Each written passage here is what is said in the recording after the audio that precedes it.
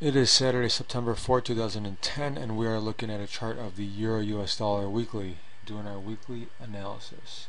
So as you can see here, a couple weeks ago we had a nice reversal bar put in, and we talked about a continuation to the upside last week actually, and as you can see, here we are at the end of the week, and we had a nice bullish bar with a wonderful close to the upside.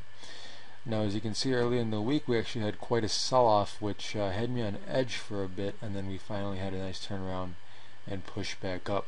If we take this down to a daily chart, you can see some more price action here. You can see that we did have these bars with higher highs, higher lows. We did have the longer wicks on the upper side, and then finally the sellers came in and pushed price down.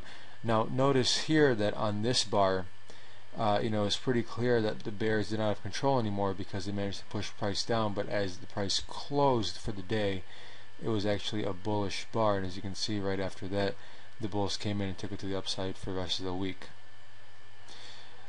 Going down to a 4-hour chart, earlier in the week I took a little bit of a hit, was kind of out of sync with the markets. I actually managed to take a long position right here, thinking that okay, we had a wonderful close right here, and that support would set up off these levels. Now, we did have a nice close there, but we immediately started to head down. What I did was I was actually watching this daily trend line right here, trying to set a stop below that, and price actually did manage to come down and get my stop and blow right through. Only of course to reverse, come up through here. Now what I was able to do is, once we did have this wonderful bullish close right here above resistance, I actually saw this 4-hour candle and was anticipating some sort of pullback. In fact, I actually posted on my blog earlier. I posted some screenshots here. This one didn't actually play out as expected. This is the yen. This one was the euro. And as you can see, we were looking at this 4-hour candle, looking for a pullback to the green line, and then a continuation up into these levels with these upper wicks. So if we go back, we can take a look at what we actually got as a result. If we go to a 1-hour chart, this is that same zone we were talking about. Price actually, it turns out everyone was watching this price, and turns out there are a lot of buyers sitting there. If you had taken this one off the line, you would have taken a drawdown of 3 pips, and it turned out, it went up 115 in your favor. Now, I actually took this trade. I got in a little bit earlier. I actually got in. Let's have a look. Go back to the hourly. I got in off this trend line right here. I was watching this as a 15-minute trend line, and I didn't want price to get away from me, so I did entry right off here. As you can see, we had a little bit of a pop before price did come back down to retest these levels.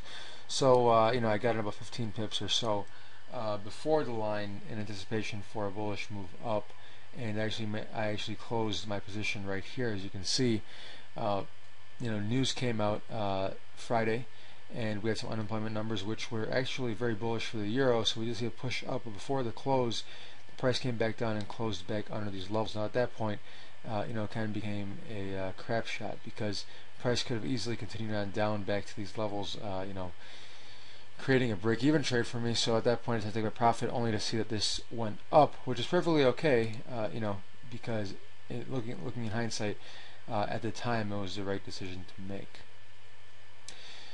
So that was a good trade, and so early in the week, like I talked about, I did have some hiccups, and as you can see here in the performance, it's kind of a rough start. I don't know if it was just the anxiety of being on a environment where everything's out in the open, or just the pressure. I don't know, but anyways, starting to recover a little bit. I'm only down by, as you can see, roughly 60 pips or so. So next week we should be back in full swing, hopefully.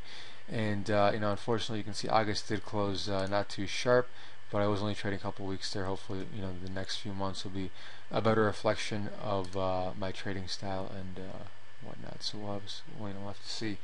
Anyways, along with that, I actually ended up posting Wall of Shame episode 1. Hopefully this is going to be the only episode I ever have to post, but I pretty much went through early in the weekend, talked about what I was doing wrong, and it was mostly just I was too jumpy on some of these trades.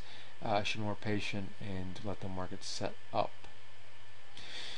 Also looking forward, one of the trades that I took and that I'm still holding over the weekend is this Canadian yen long position.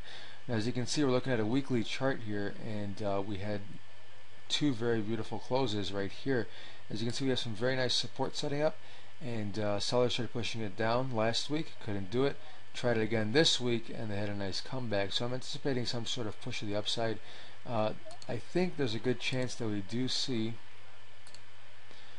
a push to this declining trend line.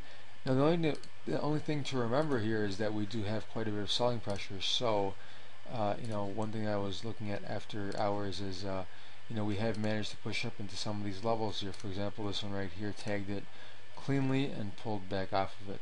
So at the moment I actually have a 100 pip stop. Putting a stop below the low of the hammer candle will be about 300 pips, which doesn't seem like a very good risk to reward ratio. I do think there's a much better place for that stop, and I'll show you it right here in a second. If we put this trend line in, you can see that if price does manage to come right back down, there's a good chance we'll see buying off of there, and my stop is sitting right here. So at that point we have made a lower swing, and there's a good chance we continue on down. Otherwise, I'm hoping to see, you know, a breakthrough of this level, and then a touch of this, and finally that daily line coming through on the top side at 180, or I'm sorry, just at 84 even. So that's pretty much it. You know, some good setups that I'm seeing, and I'll post those as you know, as I see fit, or as they set up. But in the meantime, that's pretty much it. It's been kind of a, you know, crazy week. Glad to see things finally panned out at the end there. You know, about 40-50 pips on this trade also, so a nice cushion there into the open next week. So we'll see how that gaps. Well, other than that, I hope you're having a great weekend. Thanks for watching. mugtrading.tk